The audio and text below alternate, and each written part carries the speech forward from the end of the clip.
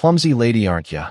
The word cut through the Red Star diner like a blade as Big Bane's boot connected with the tray, sending burgers, fries, and drinks exploding across the floor in a cascade of humiliation. Laughter erupted from his crew scattered across nearby tables, their phones already out, recording every second of the waitress's shame. She froze there, knees hitting the tile, her hands trembling as ketchup pooled around broken plates. The manager appeared instantly, but instead of defending her, he turned with barely concealed panic. "Sarah, you need to be more careful." "She didn't," Sarah started, but Big Bane's voice drowned her out. "You heard the man. More careful." He leaned back, boots still propped on the seat, his expensive watch catching the fluorescent light. "Unless you're too stupid to carry a tray without. You should apologize to her." The voice came from the back corner booth, quiet but carrying a weight that made every conversation in the diner die mid-sentence. Big Bane's head snapped toward the source, an older man in work boots and faded jeans, rising slowly from his seat. Big Bane's grin widened. "Old man, you picked the wrong day to play hero. You know who I work for." The man walked forward with deliberate calm, his movements unhurried but somehow making the space between them feel charged with danger. "I know exactly what you are." "Then you know you should sit back down before." Big Bane exploded from his seat, fist flying in a wide arc meant to shatter bone and end the conversation. It never landed. The man moved like water, a subtle shift that left Big Bane grasping empty air. Then everything blurred. One motion, too fast to track, and Big Bane saw a fist coming toward his face before his world went black. He hit the floor hard, staring up at fluorescent lights, his crew frozen in shock as the ordinary-looking man stood over him in silence. Nobody moved. Nobody breathed. And in that suspended moment, everyone watching realized they'd just witnessed something extraordinary from someone who looked anything but. What Big Bane didn't know, what nobody in that diner could have known, was that standing up to defend a stranger would cost this man everything he'd spent 10 years building, and set in motion a chain of events that would force him to face a past he'd been running from since the day he disappeared. To understand how Connor Brennan ended up in this impossible position, we have to go back to the months before everything fell apart. Before we get into that, here's a special shout-out to Sarah Okonkwo watching from Lagos, Nigeria. Thank you for being one of our amazing supporters and engaging with the channel. A character in the story was named in your honor. If you'd also like to get a shout-out in the next video, please like, subscribe, and comment where you're watching from, and you'll be given a shout-out. Thank you. Now let's get into the story. 6 months before that moment in the diner, Connor Brennan was just another face in a hard hat at the construction site near Millennium Park. The late afternoon sun cast long shadows across the steel framework as Connor secured the last bolt on the railing section, his movements precise and efficient. Around him, the sounds of power tools and shouted instructions created a familiar symphony of honest labor, the kind that let him think without dwelling, work without explaining. "Yo, Connor." Tommy called from across the platform, a younger guy with an easy smile who'd been trying to crack Connor's shell for weeks.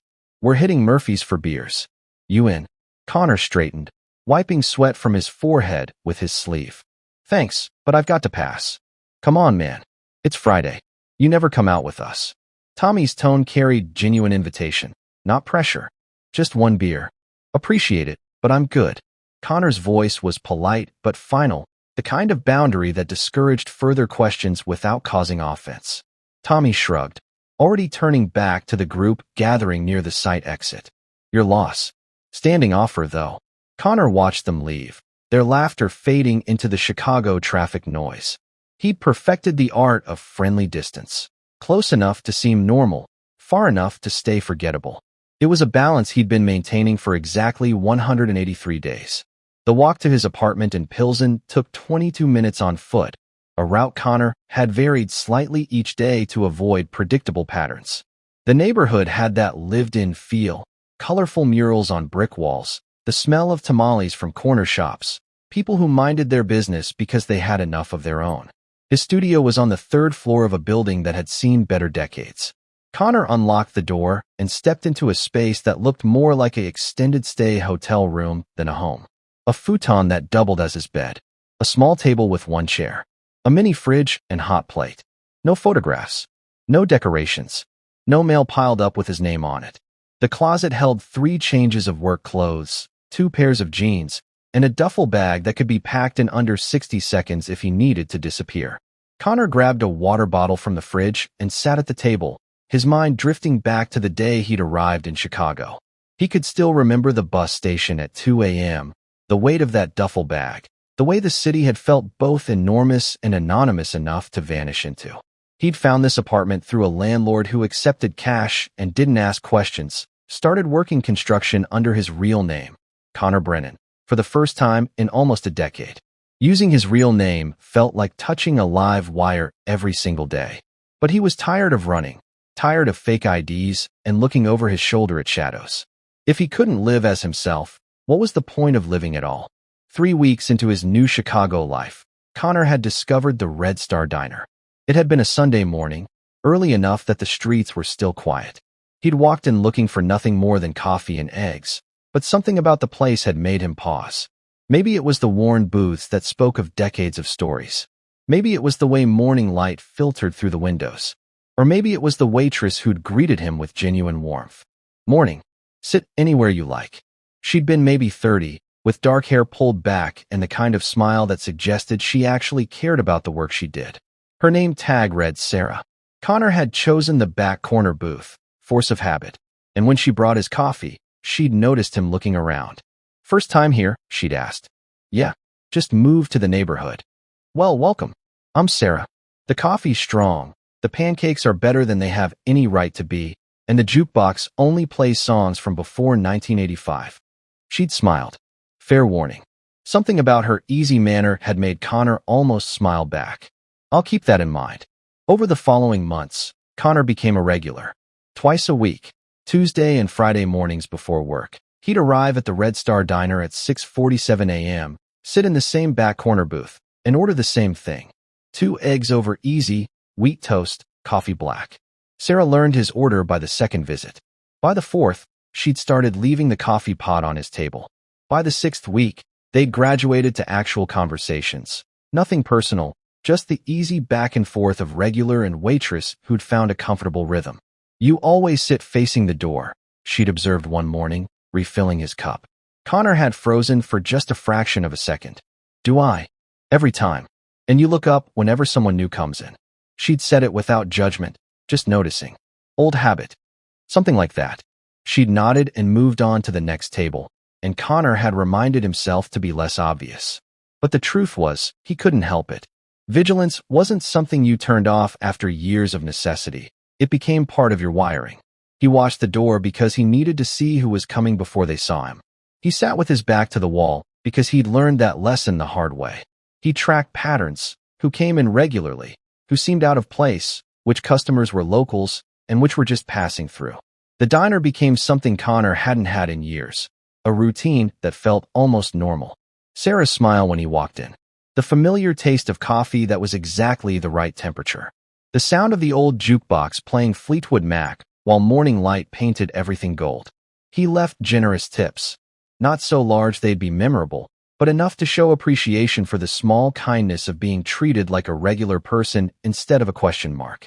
Now, lying in his sparse apartment, as evening shadows stretched across the floor, Connor stared at the ceiling and let his mind wander to places he usually kept locked away. For just a moment, he remembered the roar of a crowd, the heat of arena lights, the feeling of his hand being raised in victory while thousands of people chanted a name he'd walked away from. The ghost. That life felt both impossibly distant and dangerously close, like it existed in a parallel universe he could still accidentally step back into if he wasn't careful enough. Connor closed his eyes, willing the memory away, and wondered how long he could keep building this fragile new existence before the past finally caught up with him. Have you ever tried to start over and leave your past behind? What's the hardest part about building a new life? Drop your thoughts in the comments below. The 24-hour gym in Bridgeport was empty at 3 a.m., exactly how Connor preferred it. He moved through combinations in front of the heavy bag, his body flowing through patterns it had learned years ago and never forgotten. Jab, cross, hook, slip left, uppercut, step back. His breathing was controlled, his movements precise, each strike landing with the kind of power and accuracy that didn't come from casual training. Sweat dripped from his face as he worked, and with each punch, memories he'd been trying to keep buried pushed closer to the surface. 10 years ago, Connor Brennan hadn't been hiding in anonymous gyms at 3 a.m. 10 years ago, he'd been standing in sold-out arenas while 20,000 people chanted his nickname. Ladies and gentlemen, the undefeated, undisputed champion, the Ghost Brennan.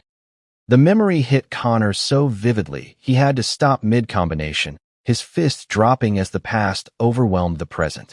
He could still feel it, the explosion of noise when his name was announced, the heat of the spotlight, the way the cage door would lock behind him, and everything else in the world would disappear except the opponent across from him.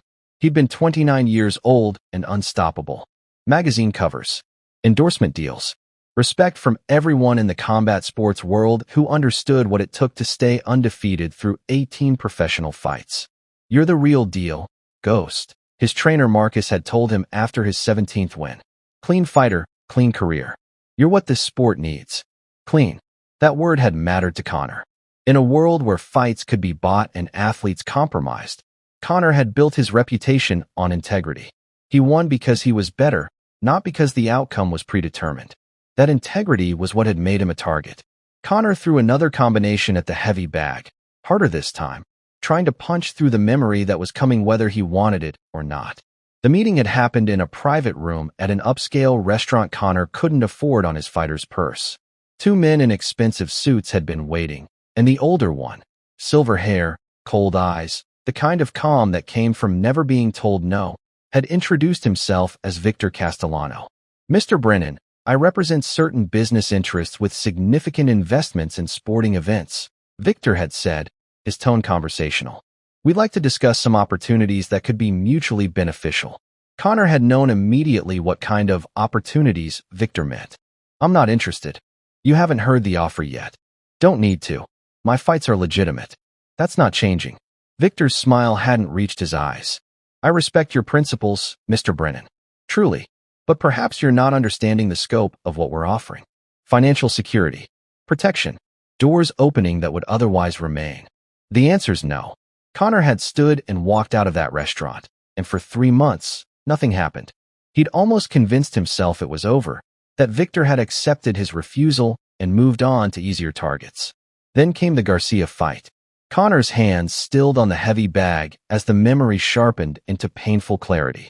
The biggest fight of his career, a championship match that would cement his legacy or end his undefeated streak. The purse was life-changing money, and the opponent was formidable but beatable. 2 days before the fight, Victor's associate had cornered Connor in the locker room. "Mr. Castellano wants you to know that significant money has been placed on Garcia winning in the 3rd round. It would be in everyone's best interest if that outcome was realized." Connor's jaw had tightened. "Get out. The organization is offering you $200,000, in addition to your purse, to make this happen. You'd still walk away with." "I said get out." The associate's friendly demeanor had evaporated. "This isn't a request, Mr. Brennan. People more important than you have agreed to far less. Think carefully about what you're refusing." Connor had thought about it for exactly 2 seconds. Then he'd gone into that fight and done what he'd always done, fought to win. Garcia went down in the 2nd round. The crowd had gone insane. Connor's hand was raised in victory. And somewhere in a luxury box, Victor Castellano watched $12 million in fixed bets evaporate because one fighter had refused to be bought. Connor stopped hitting the bag, his knuckles raw despite the wraps, his breathing heavy but controlled. What came after that fight was the part that still woke him up some nights.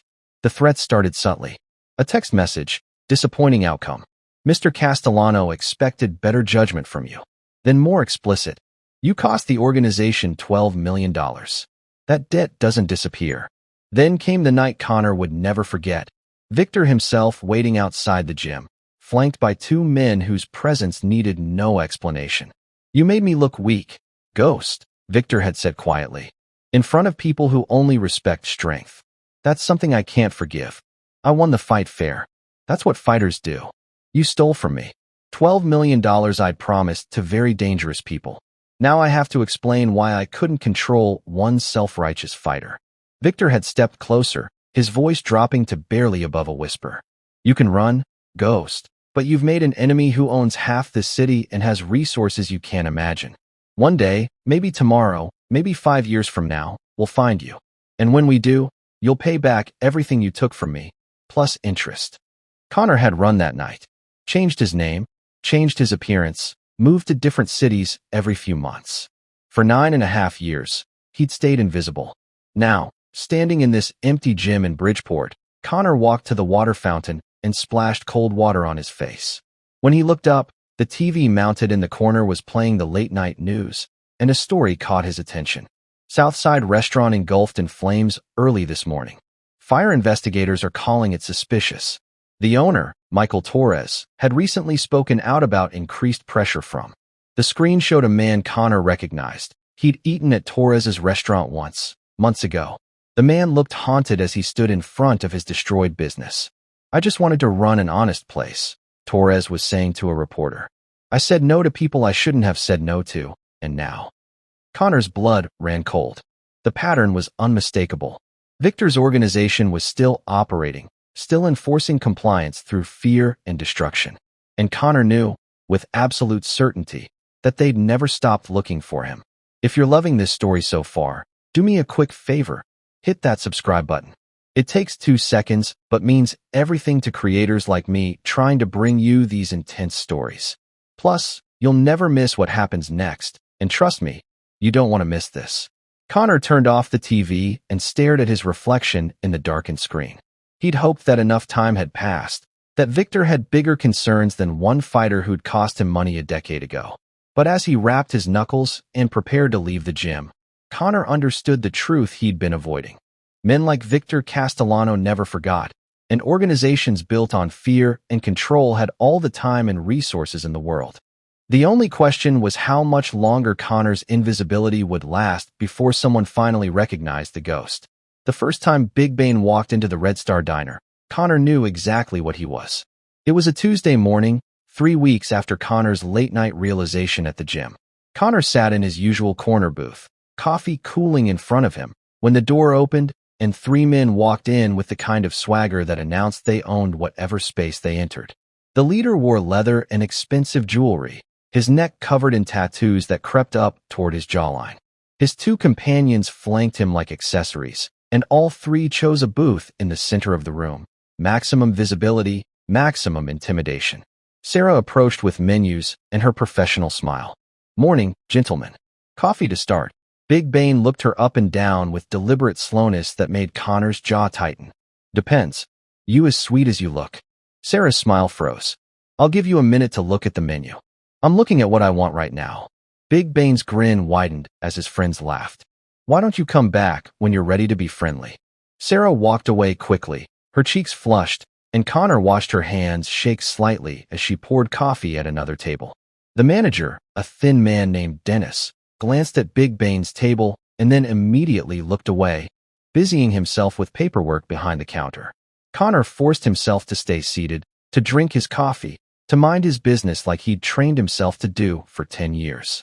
But his knuckles were white around the mug. 4 days later, Big Bane returned with his crew during the breakfast rush. This time, when Sarah brought his coffee, Big Bane made a show of taking a sip and making a disgusted face. "This tastes like dirt. You trying to poison me? I can make a fresh pot if." Big Bane accidentally knocked the cup over, sending hot coffee spreading across the table and onto the floor.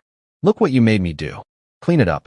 Sarah grabbed towels and knelt beside the table, trying to mop up the mess while Big Bane held his phone above her, recording, laughing with his friends about her being on her knees where she belongs.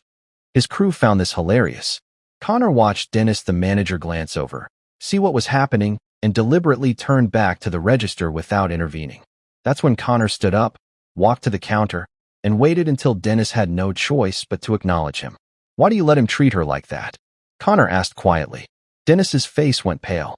"Look, I don't. It's complicated. Seems simple to me. He's harassing your employee. Throw him out." "I can't." Dennis leaned in, his voice dropping to an urgent whisper. "That guy? His boss owns 3 buildings on this block, including this one. Last year, the coffee shop 2 doors down complained about his crew. They had their lease terminated, health inspections every week, got shut down for violations that appeared overnight. Dennis swallowed hard. I've got a wife and 2 kids. I need this job. So I look the other way, and I suggest you do the same. Connor stared at Dennis for a long moment, then returned to his booth without another word. But something had shifted inside him. A line was being drawn that he wasn't sure he could ignore much longer. The third incident happened on a Friday during lunch rush, when the diner was packed and Big Bane arrived with his full crew. 6 men this time, spreading across multiple tables, loud and disruptive. They snapped their fingers at Sarah, made her come back multiple times to change orders they'd never actually placed, complained about everything she brought them.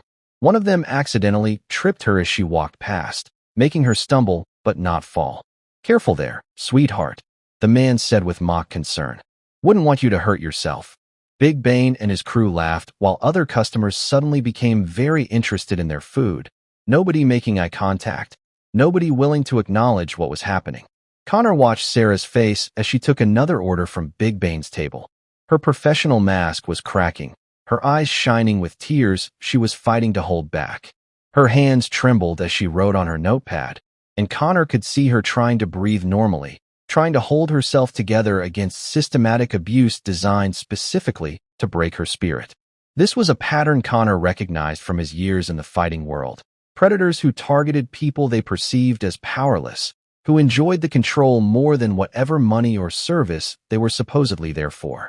Then came the moment that would change everything.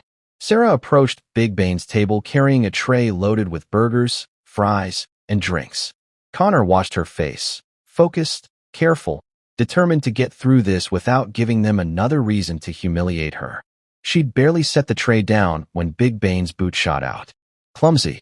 The word echoed through the diner as food exploded across the floor. Laughter erupted from Big Bane's crew, phones appearing instantly to record Sarah's humiliation.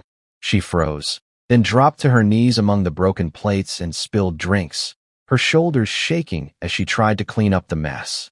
Dennis appeared immediately. Sarah, you need to be more careful. She didn't, Sarah started, but Big Bane's voice drowned her out. You heard the man.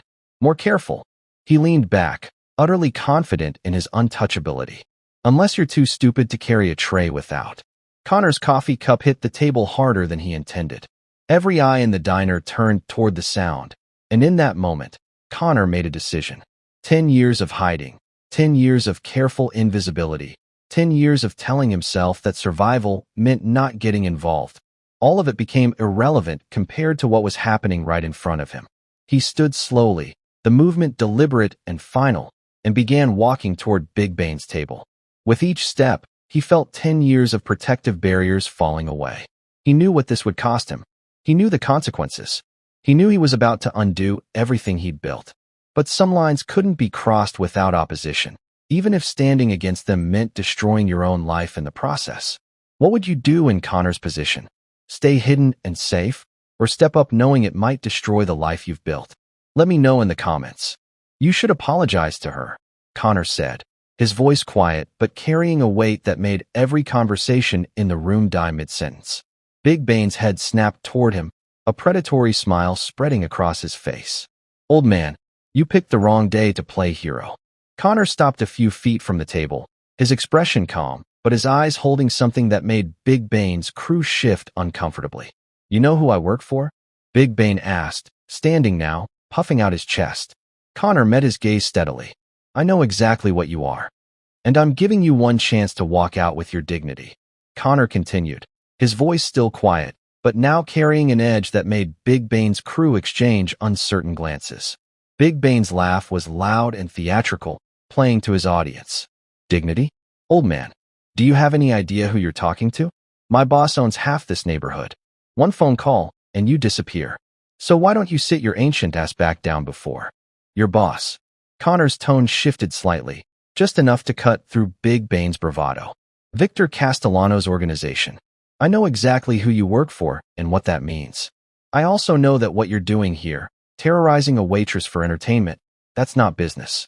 That's just you being cruel because you can. The mention of Victor's name made Big Bane's eyes narrow. You know Victor? We've met. Then you know you just made the biggest mistake of your life. Big Bane's hand moved toward his waistband, and his crew started rising from their seats, hands moving to pockets in synchronized threat. Connor didn't flinch.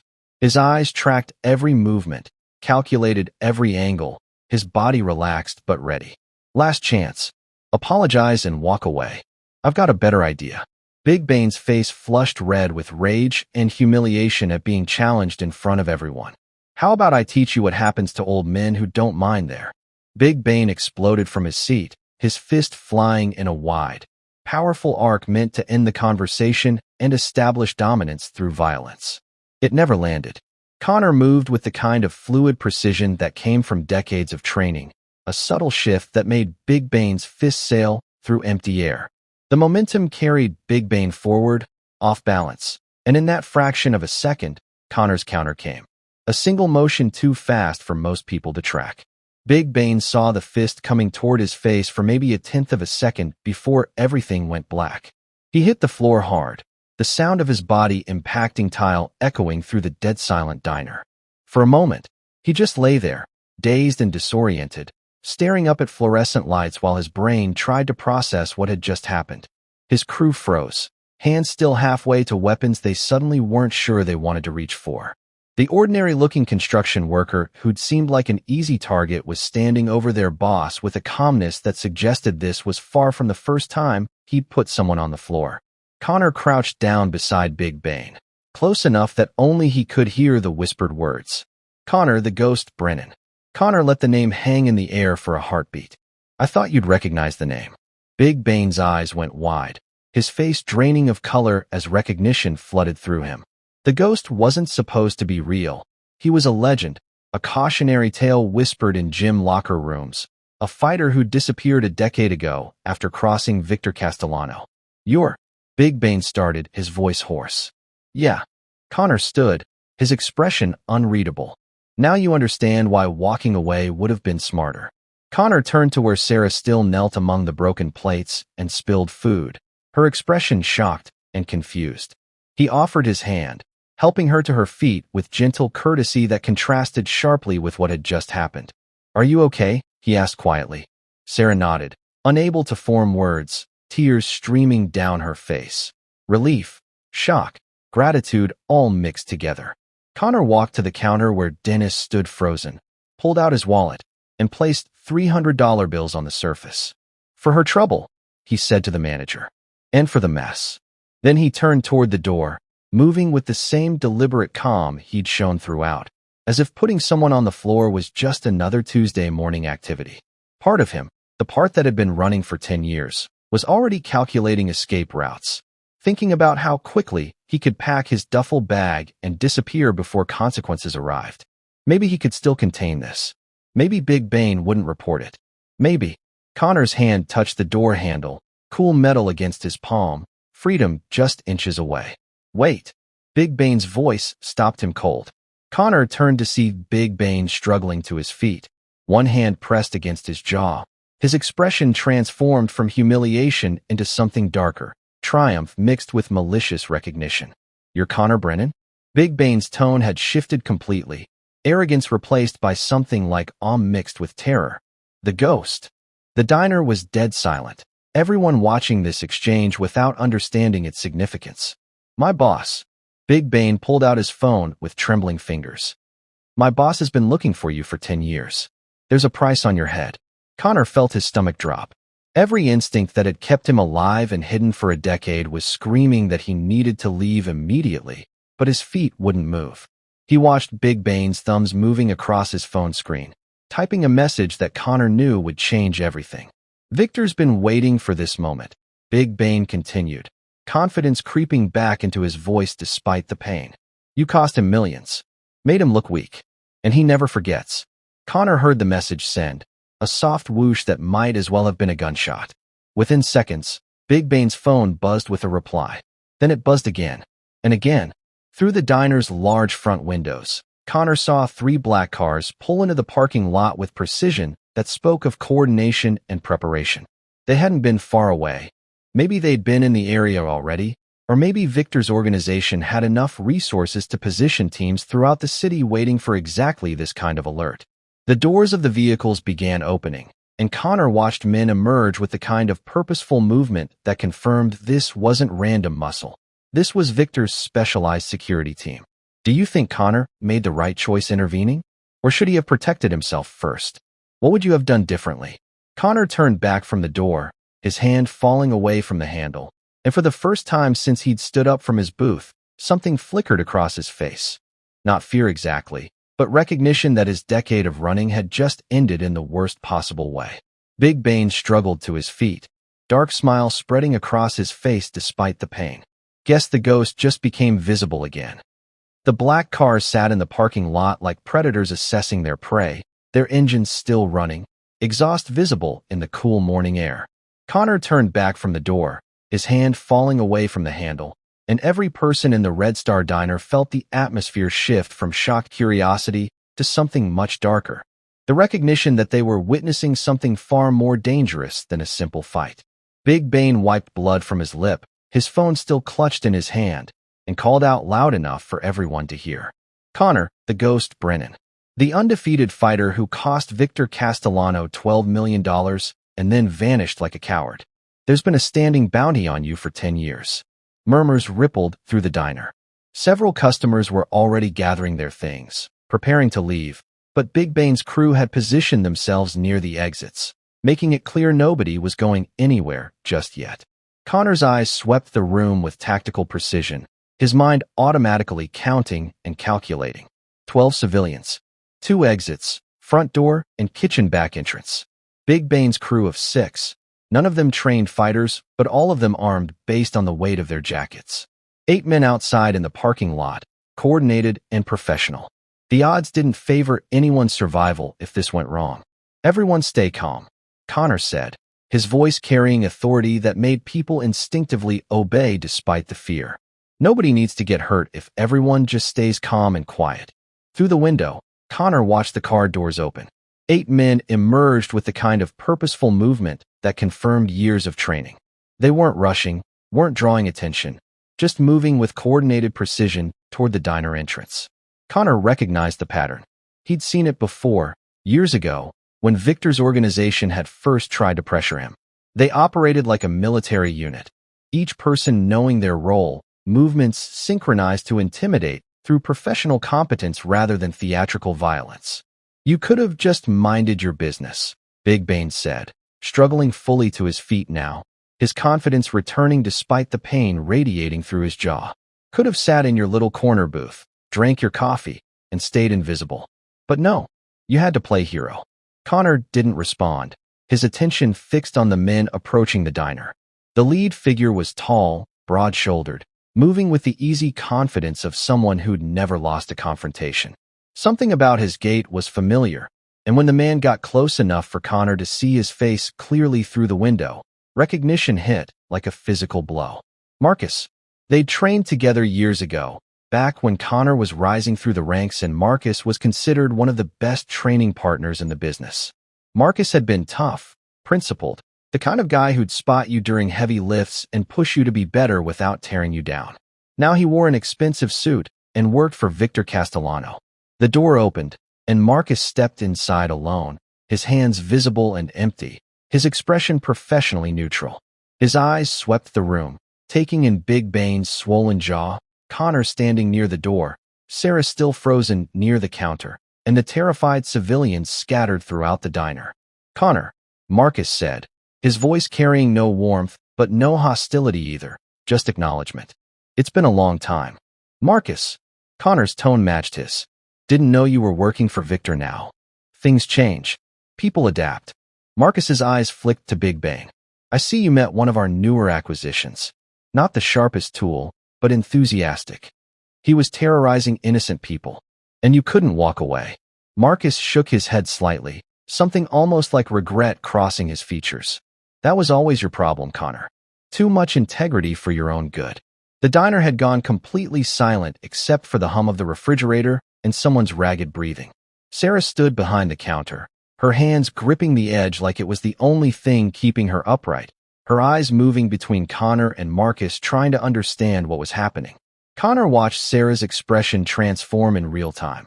Gratitude giving way to confusion, confusion giving way to dawning horror as she realized the man who defended her had just made her part of something that could get everyone killed. Nobody here has anything to do with this, Connor said, his voice steady but carrying an edge of urgency.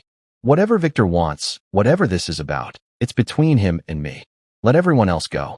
Marcus considered this, his head tilting slightly as he processed the request. That's not my call to make. But I can tell you Victor wants to talk. That's all. Just talk. Victor doesn't do just talk. True enough. Marcus's expression remained neutral. But he's been looking for you for 10 years, Connor. 10 years. And now here you are, because you couldn't ignore some punk terrorizing a waitress. He glanced around the diner again. If you come with me now, quietly, everyone here goes home safely tonight. You have my word.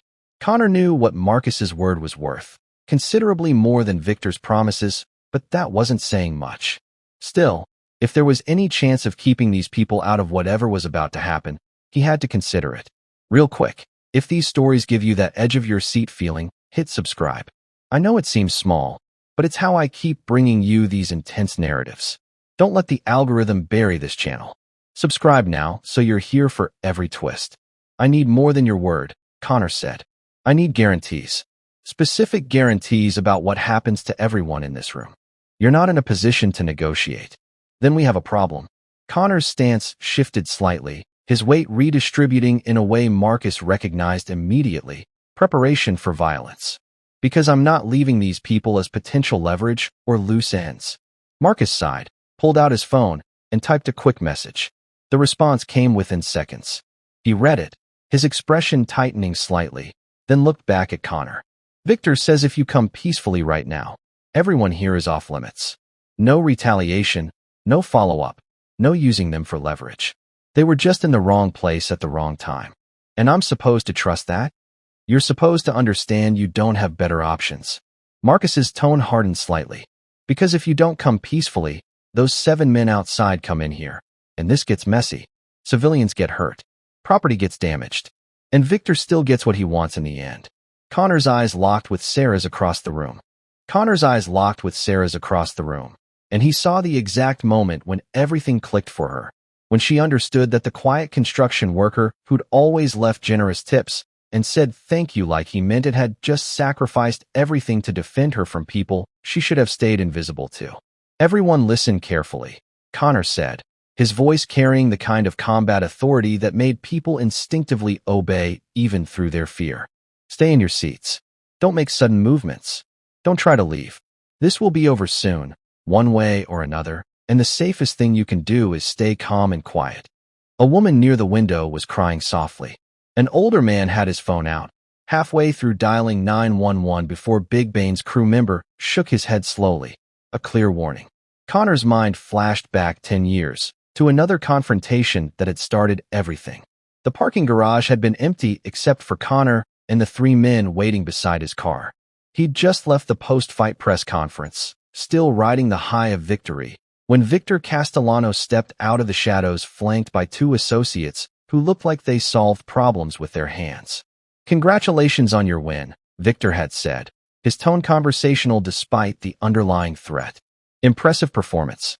Unexpected outcome. Connor had stopped walking, keys in hand, every instinct screaming danger. Victor, what are you doing here? Collecting what you owe me. I don't owe you anything. Victor's smile had been cold and patient. You cost my organization $12 million tonight, Mr. Brennan. $12 million that I'd personally promised to very important people based on assurances that you understood how this business worked. I understand perfectly. Connor's jaw had tightened. You wanted me to throw the fight. I refused. That's how this business works when fighters have integrity. Integrity. Victor had stepped closer, his voice dropping to barely above a whisper. Do you know what I had to tell associates who'd invested heavily based on my word? That I couldn't control one self-righteous fighter with delusions of heroism. Not my problem. It became your problem the moment you embarrassed me. Victor's friendly facade had cracked, revealing something much darker underneath. I made promises. I look weak now. Weak men don't last long in my world. Connor had tried to walk past, but Victor's associates had positioned themselves to block his path. You have 2 choices, Victor had continued. You can agree to work with us going forward. Fight when we tell you, lose when we tell you, and make back what you cost us. Or what? Or you run. You disappear. You spend every day for the rest of your life looking over your shoulder, wondering when we'll find you. Victor's eyes had been utterly cold. Because make no mistake, Ghost, we will find you eventually. I own half this city. I have resources you can't imagine. And when we do find you, you'll pay back everything you took from me, plus interest. With your career, your reputation, or your life. The method is your choice. Connor had seen the calculation in Victor's eyes.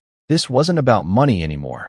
It was about power and control and the message sent when someone defied the organization. That night, Connor had emptied his bank account, packed a single bag, and started running. Now, standing in the Red Star diner with Marcus waiting for his answer and innocent people caught in the crossfire of a 10-year-old debt, Connor wondered if that night in the parking garage was when his life had truly ended. Everything since just borrowed time. I need to speak with you outside, Marcus said, his tone still professional but carrying a note of urgency. Just you and me. 5 minutes. No tricks. Connor glanced at the 7 men visible through the windows, their positions strategic and patient. And if I refuse? Then this gets complicated for everyone in here. Marcus's expression remained neutral, but something in his eyes suggested he didn't want that outcome any more than Connor did. Victor's been waiting 10 years for this moment. He'll get what he wants eventually. The only question is how many innocent people get hurt in the process. Big Bane laughed from his position near the counter, the sound harsh and triumphant. The Ghost is trapped. After 10 years of running, he's finally trapped. Shut up, Marcus said without looking at him, his attention fixed on Connor. 5 minutes. Outside. You have my word nothing happens to anyone in here while we're talking. Connor knew Marcus's word actually meant something. Back when they trained together, Marcus had been the kind of guy who spotted you during heavy lifts and pushed you to be better without tearing you down. He'd had principles once. But people changed. Circumstances changed. And 10 years working for Victor Castellano could corrupt anyone's principles. Still, Marcus's word was worth more than any promise Victor would make. Fine, Connor said. 5 minutes. But if I see any of your team move toward this building while we're talking, the conversation ends and we do this the hard way.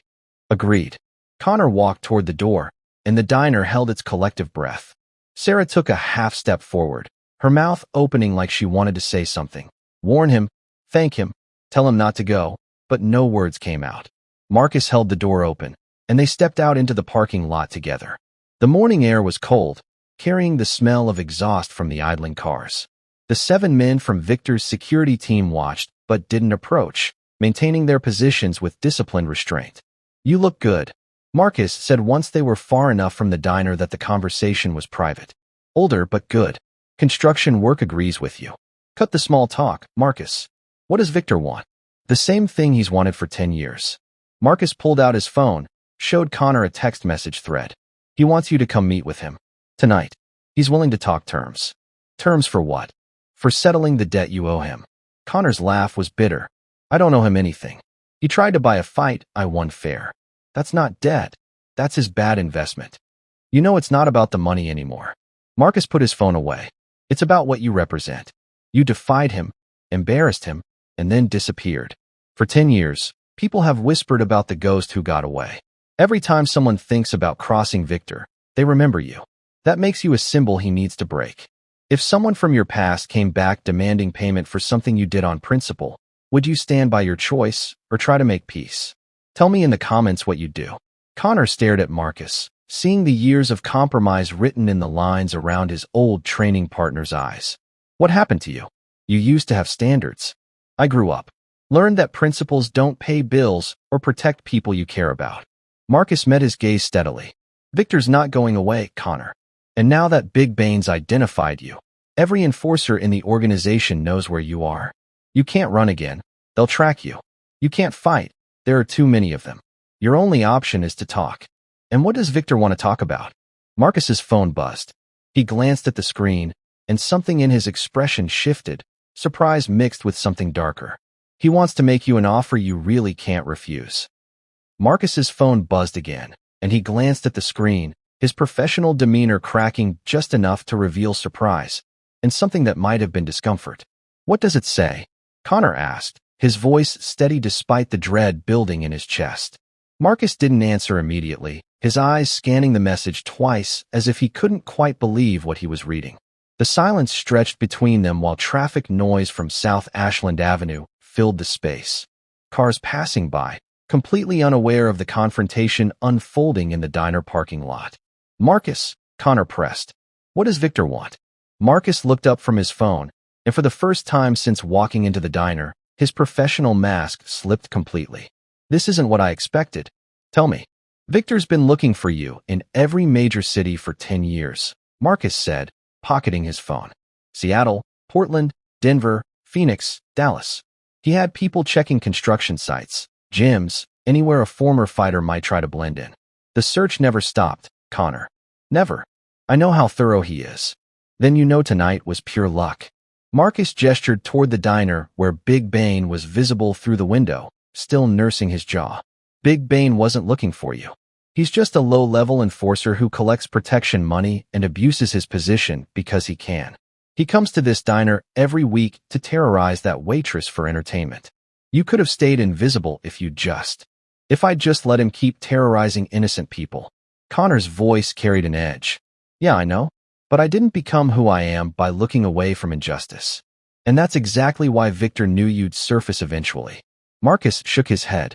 "He told me once that men like you can't help yourselves. Put you in a room with someone being mistreated, and your principles override your survival instinct every single time." Connor didn't argue because it was true. 10 years of hiding, and he'd blown his cover over a waitress being humiliated in a diner. Victor had understood his weakness better than Connor had understood it himself. "How big has the organization gotten?" Connor asked, needing to understand the scope of what he was facing. 6 states now. Chicago, Wisconsin, Indiana, Iowa, Missouri, Michigan. Marcus's tone was matter-of-fact, like he was discussing a legitimate business expansion. "Victor's operation moves more money in a month than you cost him in that fight. The 12 million? That's pocket change now. Then why does he still care?" "Because it was never about the money." Marcus stepped closer, lowering his voice even though they were alone. "It's about reputation. Message. Control. You're the ghost who got away. The fighter who defied Victor Castellano and disappeared. Every time someone in the organization thinks about crossing him, your name comes up. You're a symbol of resistance, and that makes you dangerous even in hiding." Connor's jaw tightened. "So he needs to make an example of me." "More than that." Marcus glanced back at his phone, then at Connor. "He needs to break you publicly. Show everyone that defiance has consequences, even a decade later." "That's what I expected. Some kind of public humiliation, maybe forcing you to admit you were wrong, something that destroys your legend." But that's not what the message said. "No." Marcus's expression suggested whatever Victor had planned was worse than simple humiliation. "It's not." Connor waited, every muscle in his body tense, preparing for whatever revelation was coming. "Victor wants you to come to his warehouse on South Racine tonight," Marcus said slowly. "He wants to make you an offer." "What kind of offer?" "He wants you to fight again." The words hung in the air between them, and Connor felt the ground shift beneath his feet. "Fight who?" "For him. In his organization." Marcus's voice carried a note of something like pity. "Victor runs underground matches now. High-stakes fights that draw serious money from people who can't get their fix from legal MMA. He wants you to be his main attraction. The ghost, brought back from the dead, fighting in illegal matches that fund his entire operation." Connor's mind reeled. "He wants to own me." "Worse than that." Marcus pulled out his phone, showed Connor the full message. "He wants you to fight 10 matches over the next year. The organization takes all the earnings. You become the face of his underground circuit, legitimizing it, drawing crowds, making him look like the man who tamed the ghost. And if you refuse or try to run..." "What?" Marcus's expression darkened. "Everyone you've had contact with in Chicago becomes a target. The waitress, your coworkers, your landlord, anyone whose name appears in your life over the past 6 months.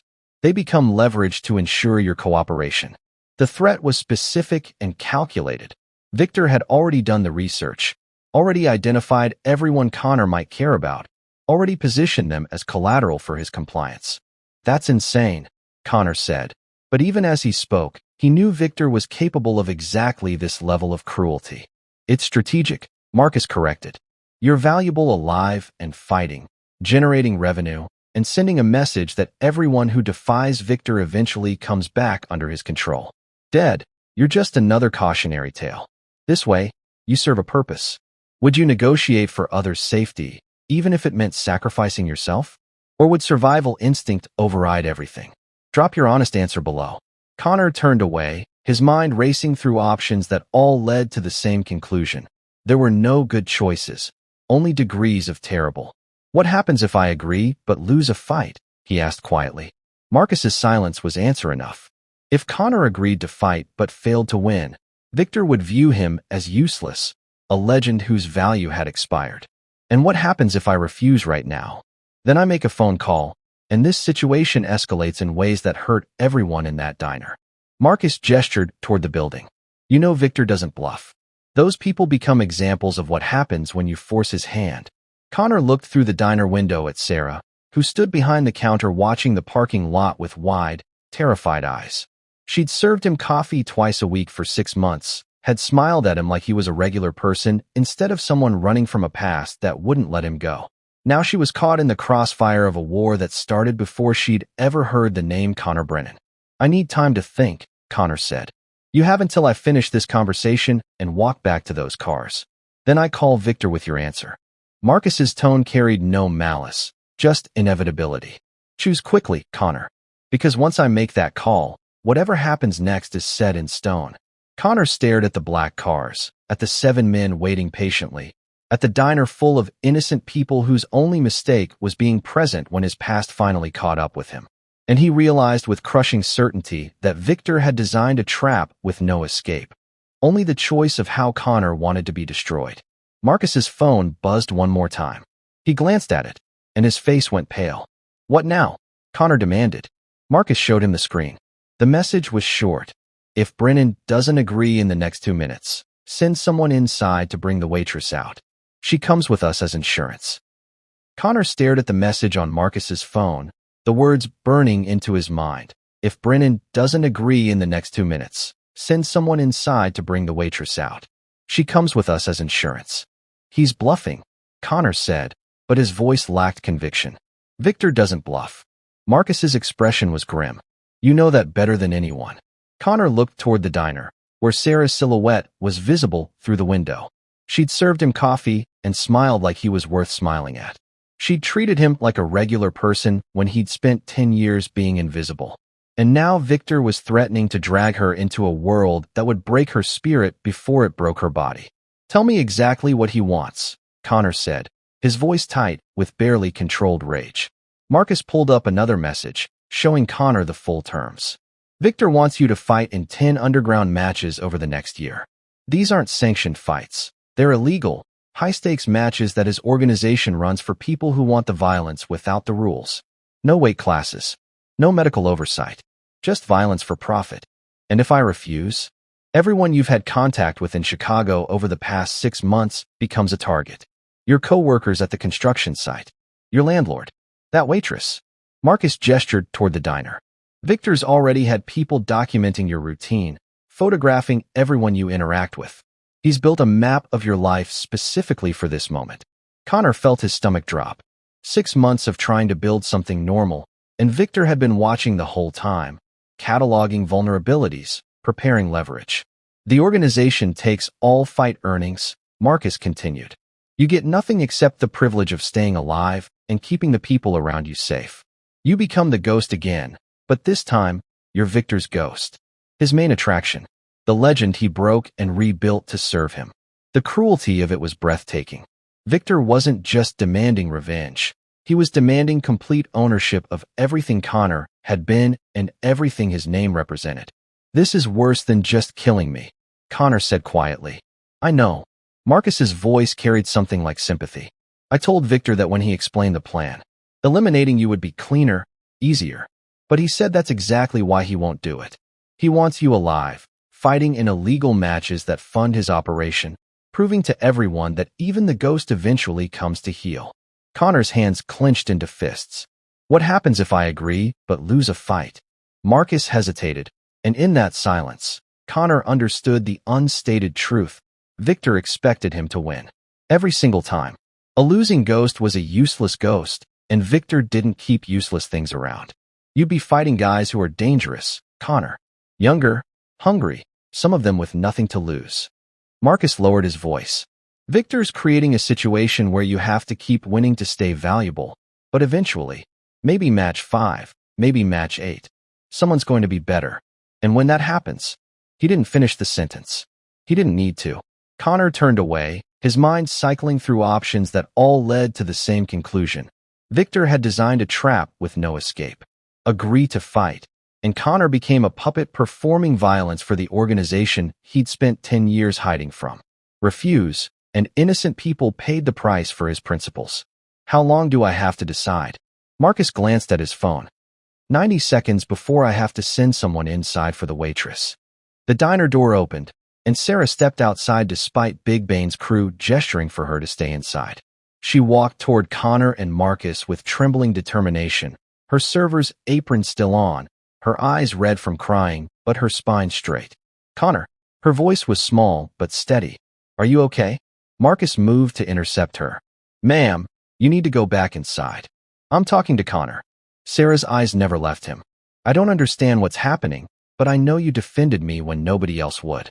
And I know these people are threatening you because of it. So I'm asking, are you okay? Connor felt something crack inside his chest. She didn't understand the danger. Didn't understand that Victor's organization could make her disappear, could hurt her in ways that would make today's humiliation seem like mercy. She just cared whether he was okay. Sarah, go back inside, Connor said gently. Please. Not until you tell me. Ma'am. Marcus's tone was firm but not unkind. You need to go inside right now, or this situation gets much worse for you. Sarah finally looked at Marcus, seeing something in his expression that made her take an involuntary step back. But before she turned away, she looked at Connor one more time. Whatever they're asking you to do, she said quietly, don't sacrifice yourself for people like me. We'll be okay.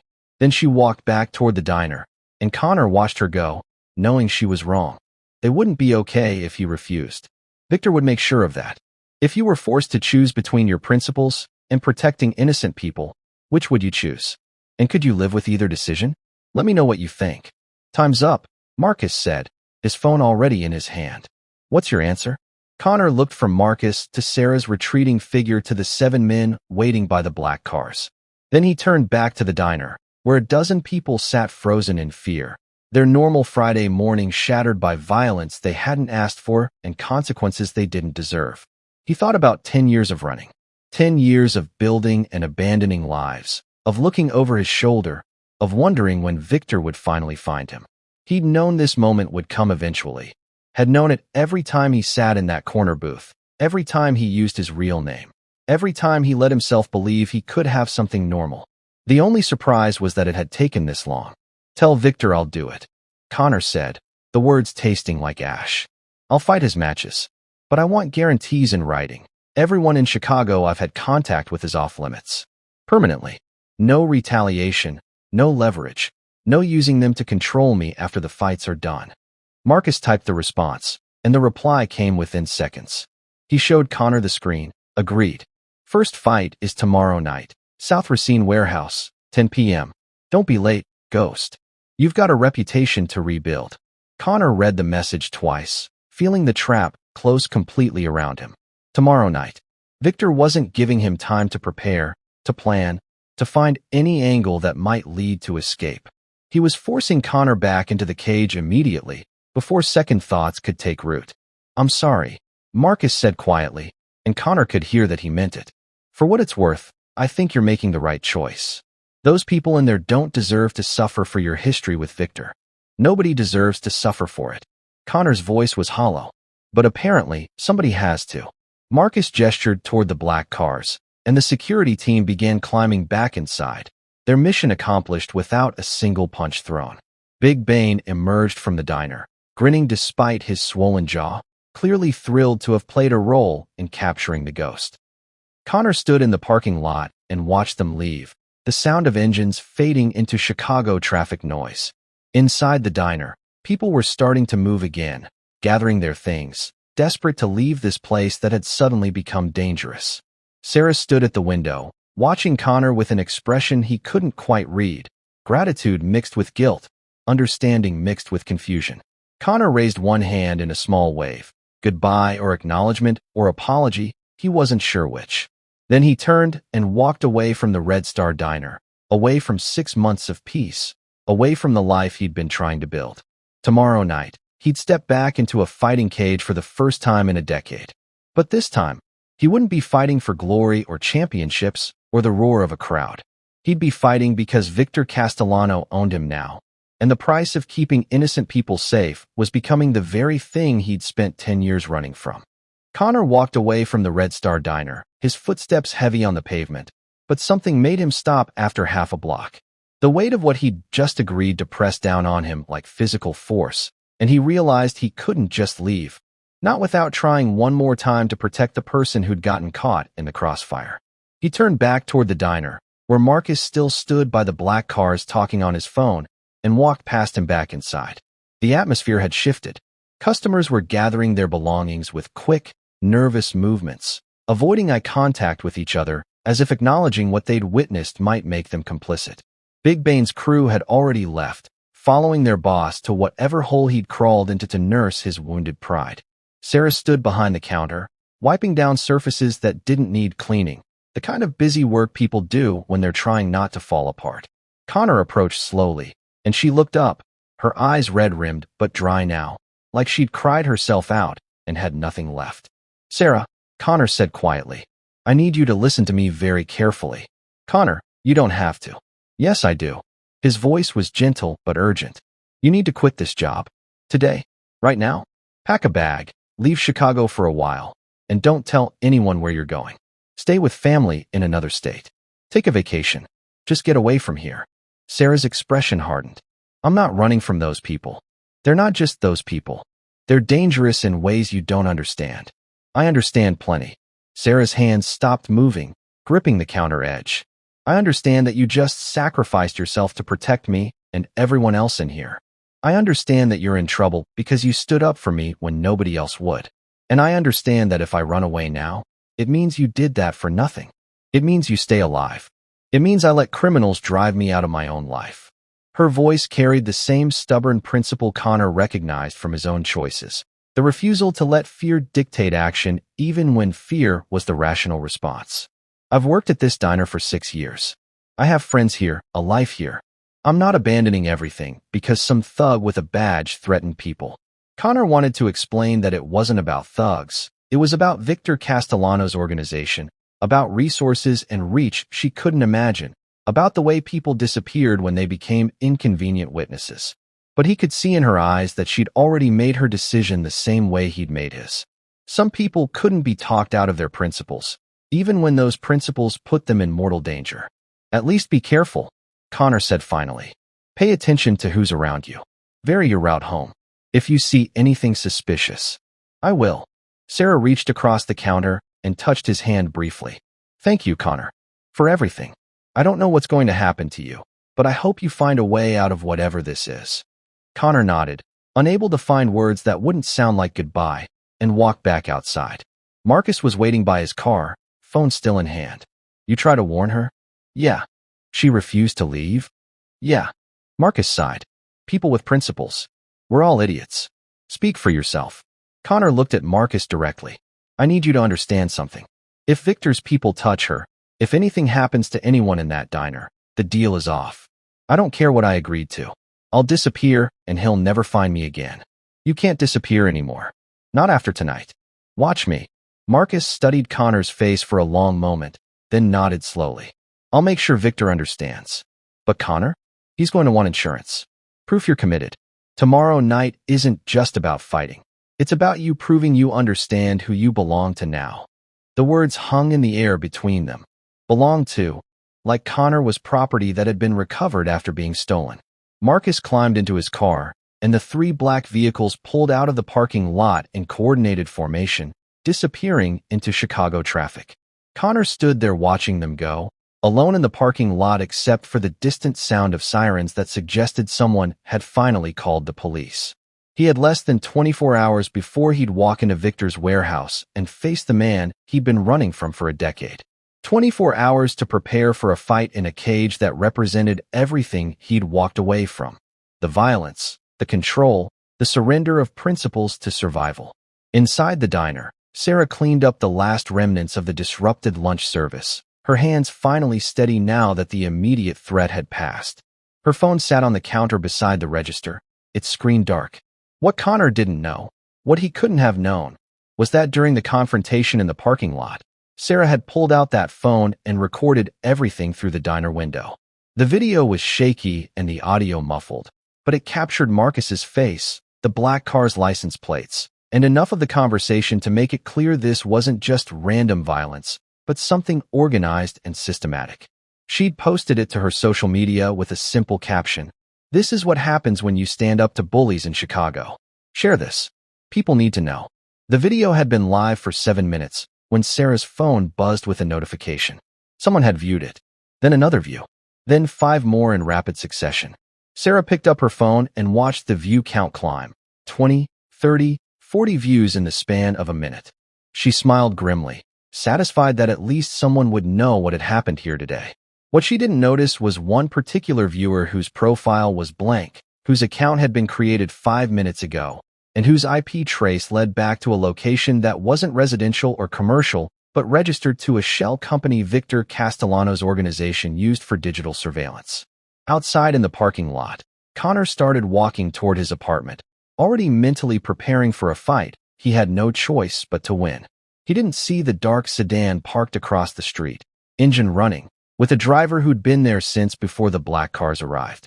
The sedan hadn't been part of Marcus's security team. It belonged to a different arm of Victor's operation, the one that handled problems quietly, that made witnesses reconsider their decisions to talk, that ensured information stayed contained. Inside the diner, Sarah finished her shift and grabbed her bag, her phone now showing 200 views on the video. She felt a grim satisfaction that her moment of courage might matter, might make a difference, might help someone else stand up to the fear that kept people silent.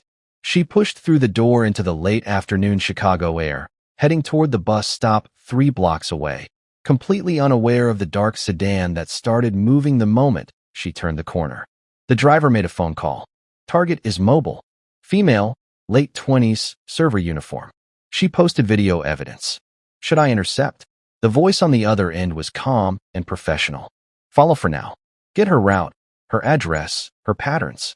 We'll deal with her after Brennan's first fight. Victor wants to see if the ghost is serious about cooperation before we start cleaning up loose ends. Understood. The sedan maintained a careful distance as Sarah walked toward the bus stop, her phone in her hand, still watching the view count climb, completely unaware that her act of witnessing had just put her name on a list that Victor Castellano personally reviewed. Connor reached his apartment and stood in the doorway, looking at the sparse furnishings and packed duffel bag that had been ready for emergency departure for 6 months. Tomorrow night, he'd step into a cage for the first time in 10 years. But neither he nor Sarah knew that their decisions today, his to fight, hers to record, had started a countdown that wouldn't end with just one match or one video. They'd both become pieces in a game Victor had been playing since the moment Big Bane identified the ghost, and the rules of that game were designed to ensure only one outcome: Victor's complete and total control. This story isn't over, not by a long shot. If you want part 2, if you need to know what happens when Connor faces Victor and whether Sarah survives becoming a witness, do 3 things right now. Smash that like button, hit subscribe so you don't miss it, and most importantly, comment part 2 below. The more of you demanding it, the faster I'll drop the conclusion. Don't leave Connor and Sarah hanging. Comment part 2 right now.